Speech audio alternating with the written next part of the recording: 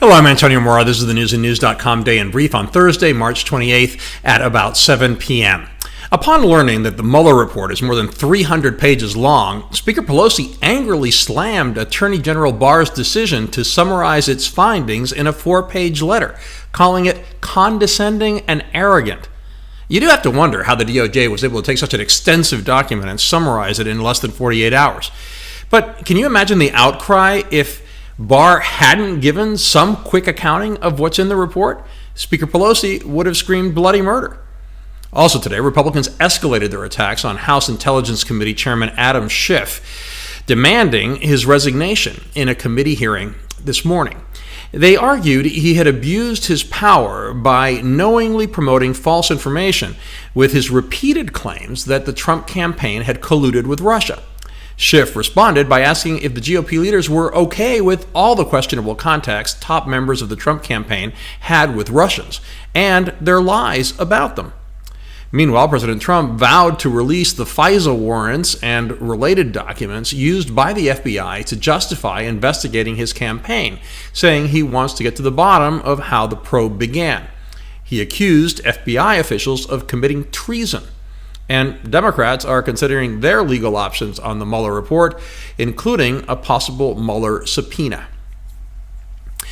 Trump is headed to Michigan this evening for his first political rally since the DOJ said the Mueller investigation did not find that his campaign had colluded with Russia.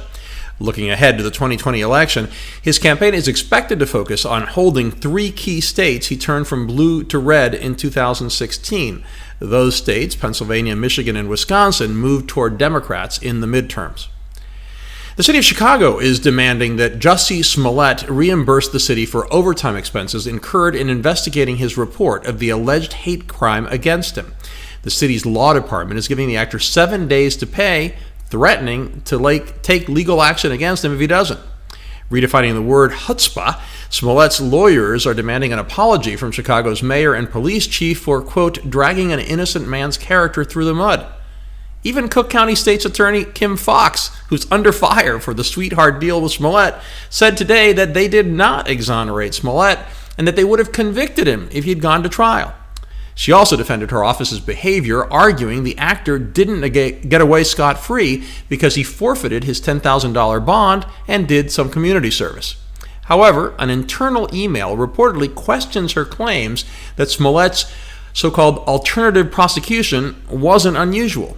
The email asks all assistant state attorneys to dig for any examples of cases to bolster the claim that the dropped charges aren't uncommon or shocking.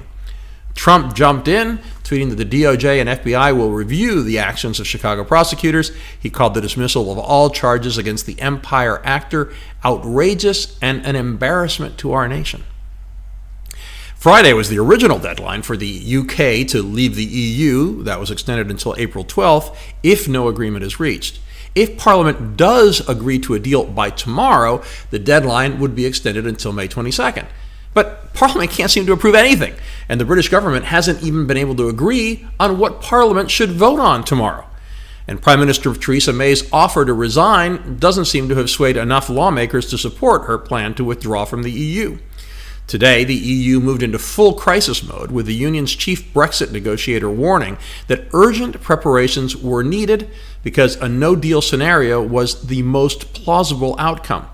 A no-deal Brexit could be chaotic and a blow to the global economy. Upset about the treatment Puerto Rico is getting from the Trump administration, the island's governor used some divisive rhetoric of his own today, saying he wouldn't sit back and allow his officials to be bullied by the White House, saying he would punch the bully in the mouth. Trump has declined to meet with Ricardo Rosselló, and the president reportedly told GOP senators this week that he questioned directing more storm relief aid to Puerto Rico. Following Trump's reversal on Obamacare this week, he has now undercut his education secretary after her budget proposed eliminating funding for the Special Olympics. An outcry ensued, and Trump said today, quote, I have overridden my people. We are funding the Special Olympics. Secretary DeVos tried to save face, saying she pushed him to change his stance. The Department of Housing and Urban Development has filed charges claiming Facebook is discriminating against people based on who they are and where they live. In a statement, HUD Secretary Ben Carson said, quote, "Using a computer to limit a person's housing choices can be just as discriminatory as slamming a door in someone's face." A ProPublica report first raised the concerns in 2016 when it found that Facebook's ethnic affinities tool could be used to exclude minorities from seeing specific ads. The social media company pledged to fix the problem, but it persisted. Facebook said it was surprised by HUD's decision because they had been working together to address the issue outside court. Israeli Prime Minister Benjamin Netanyahu says Israel is preparing for a broad campaign against Hamas in Gaza. Rocket fire from Gaza has inflamed Israeli public opinion, especially after a house was hit earlier this week, injuring 8. Egypt and the UN are trying to engineer a truce, but right-wing Israeli politicians are demanding a harsh response, and Palestinians are calling for mass protests on the Gaza border on Saturday.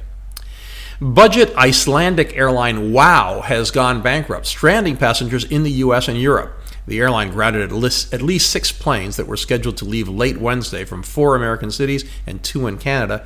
7 flights were canceled in Europe. This could be a blow to tiny Iceland, where tourism is the largest industry. I had the measles when I was 4. My timing was terrible because little more than a year later, in 1963, the U.S. launched a vaccination program. Having the measles was one of my earliest memories because it was sheer misery. Back then, as many as 4 million Americans suffered from the extremely contagious disease every year. Almost 50,000 were hospitalized, and 400 to 500 died. But the vaccines were so successful that by the turn of this century, the U.S. declared measles eradicated. Then came the anti-vaccine movement, and now 15 states have reported cases, and 5 have outbreaks. New York State has 2, one in Rockland County, where a state of emergency was declared earlier this week, and another in New York City, where more than 200 cases have been confirmed since October in Brooklyn and Queens. The Rockland state of emergency bans any unvaccinated people under 18 from appearing in a public place. New cases throughout the country this year are already nearing the 322 for all of last year. Also, when I was a kid, the best day of the year after Christmas was baseball's opening day. It's still pretty great. Umpires started hollering "play ball" at 1:05 p.m. Eastern Time today. A bunch of games are underway, with more scheduled tonight. New York teams had a good start, with the Yankees beating the Orioles and the Mets shutting out the Nationals. We have all those stories and much more updated around the clock 7 days a week on newsandnews.com, where you will find all you need to know in one place. Please subscribe to our YouTube channel by clicking on the right of your screen just below this video. Please follow us on Facebook at Real News and News, and follow me on Twitter at AMoraTV.